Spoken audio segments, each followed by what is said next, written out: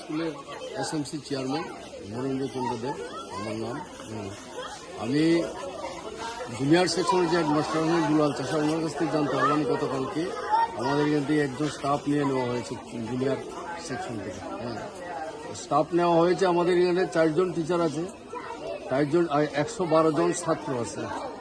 এমনিতেই পড়াশোনাটা ঠিক মতো চলে না এবং আমাদের যিনি ইনচার্জ উনাকে আমি বহুবার প্রতিবাদ করেছি, উনাকে বিএলু করে কোয়াইতে নেওয়া হয়েছে। উনি সবসময় ডিউটি করতে পারেন না, উনি বিএলুর কাছে কোয়াইতে চলে যান।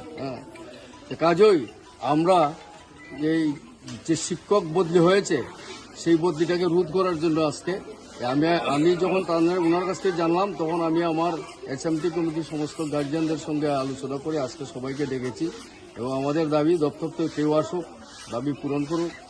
আমাদের আরেকটা দাবি থাকবে, যারা ডেপুটেশনে গেছে তাদেরকে আমার এখানে আনা, শুধু এটা নয় হাই সেকশন হচ্ছে সেই অবস্থা। আমরা লিখিতভাবে অনেক আবেদন করি কিন্তু কোনো কাজ হয় না।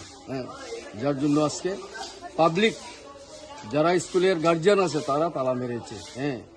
এসে আমরা তাদের সঙ্গে আছি, দপ্তরকে জানিয়েছি। দপ্তরের যিনি ইনচার্জ আছেন ওনাকে জানিয়েছি এবং ওনার সঙ্গে আমার কথা হয়েছে। শেষ পর্যন্ত উনি আসবেন কিনা সঠিক কোন উত্তর আমাকে দেন নাই এখন পর্যন্ত।